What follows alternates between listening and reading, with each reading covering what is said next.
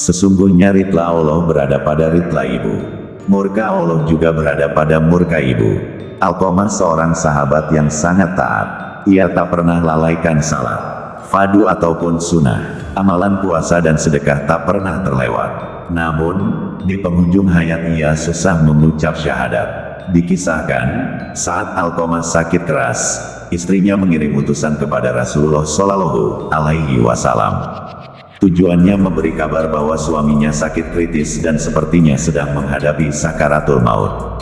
Begitu menerima kabar, Rasulullah Shallallahu Alaihi Wasallam langsung mengutus Ammar, Bilal, dan Suhaib untuk menjenguk Alqamah dan mengajarinya mengucap kalimat tauhid, la ilaha illallah.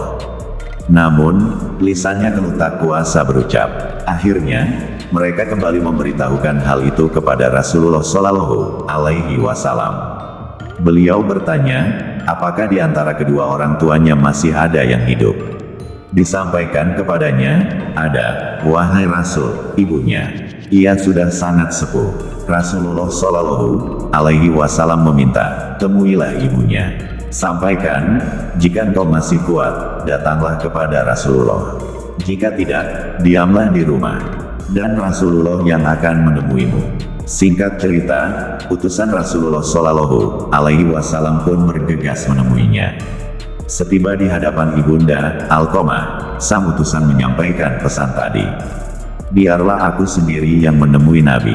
Aku lebih berhak menemuinya, jawab ibunda, Alqamah. Dengan bantuan tongkatnya, ibunda, Alqamah pun berangkat menemui Nabi Shallallahu Alaihi Wasallam. Setibanya, ia mengucap salam dan dijawab oleh Nabi Shallallahu Alaihi Wasallam. Kemudian, baginda Nabi bertanya, wahai ibunda, Alqamah, jujurlah kepadaku. Jika berbohong, wahyu Allah akan turun kepadaku. Bagaimana keadaan anakmu? Ia menjawab, wahai Rasul, anakku itu rajin salat, rajin puasa, dan banyak sedekah. Lantas bagaimana keadaanmu kepadanya? Desak Rasulullah Shallallahu Alaihi Wasallam. Aku tidak suka kepadanya, karena ia lebih mementingkan istrinya, dan durhaka kepadaku. Berarti, murka sang ibunda yang membuat Alqamah terhalang mengucap syahadat, ungkap Rasulullah Shallallahu Alaihi Wasallam. Kemudian, baginda Nabi Shallallahu Alaihi Wasallam berkata kepada Bilal, hai Bilal, kumpulkanlah kayu bakar sebanyak-banyaknya. Untuk apa, ya Rasul? Setelah ibunda, Alqamah, aku akan membakar Alqamah. Wahai Rasul, dia itu anakku. Hatiku tetap tak tega melihatmu membakar tubuhnya. Apalagi dilakukan di depan mataku sendiri. Rajuk ibunda, Alqamah. Wahai ibunda, Alqamah, azab Allah itu lebih berat dan lebih kekal. Jika kau ingin Allah mengampuninya, maka ridlai dia. Demi zat yang menggenggam jiwaku, salat, puasa, dan sedekah, Alqamah tidak ada manfaatnya selama engkau masih murka kepadanya, kata Rasulullah Shallallahu Alaihi Wasallam panjang lebar.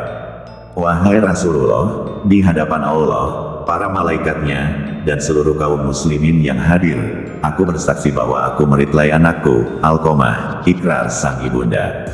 Kali ini, Nabi Shallallahu Alaihi Wasallam kembali memerintah Bilal, hai Bilal, pergi dan lihatlah Alqamah.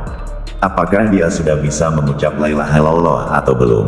Siapa tahu ibunda Alqamah mengucap sesuatu yang tidak sesuai dengan isi hatinya karena malu kepadaku. Tak berpikir panjang, Bilal pun menuju rumah Alqamah. Dari luar rumah, dirinya mendengar Alqamah mengucap la ilaha illallah. Setelah itu, Bilal masuk ke dalam rumah dan menyampaikan, wahai semua yang hadir, sesungguhnya murka sang ibunda lah yang membuat lisan Alqamah terhalang mengucap syahadat. Setelah ibunya rida, barulah lisan Alqamah ringan mengucapnya. Pada hari itu juga, Alqamah mengembuskan napas terakhir. Tersiar kabar kematiannya, Rasulullah Shallallahu Alaihi Wasallam pun hadir bertaziah. Beliau memerintah agar jenazahnya segera dimandikan dan dikafani. Usai dikafani, bersama para sahabat, beliau mensalati jenazahnya.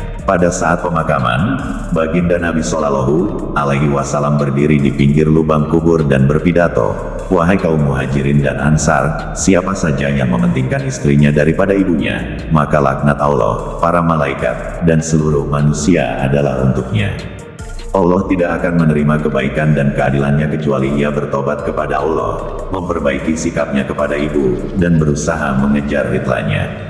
Sesungguhnya ridla Allah berada pada ridla ibu. Murka Allah juga berada pada murka ibu." Dari petikan kisah di atas, dapat tarik beberapa pelajaran.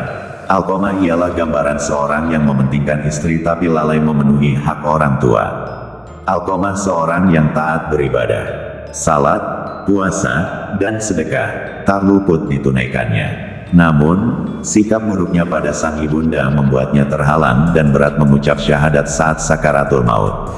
Tidak ada manfaatnya amal salat, puasa, sedekah dan amal baik seseorang jika ia durhaka dan suka melukai hati orang tua kecuali ia bertobat dan perbaiki sikap. Kecintaan seseorang terhadap istri jangan sampai mengabaikan hak orang tua sendiri, terutama ibu. Betapa besarnya kasih sayang seorang ibu. Walau hati sudah tergores luka, ia tetap terbuka memaafkan karena tidak tega melihat anaknya sengsara. Demikian yang tergambar dari sikap ibunda, Alqamah. Ia memilih maafkan, Alqamah daripada melihat tubuh anaknya hangus terbakar api. Siksaan akhirat lebih berat dan lebih kekal dibanding siksaan dunia. Siksaan api dunia tak seberapa dibanding siksa api neraka di akhirat. Demikian tutur pesan Rasulullah. Demikian kisah Alqamah yang disarikan dari kitab Al-Kabair karya Syamsuddin Abu Abdillah Az-Zahabi, Beirut, Darun Nadwa, hal 46. Semoga jadi pelajaran bagi kita semua, terutama bagi mereka yang masih memiliki kedua orang tua. Wallahu a'lam.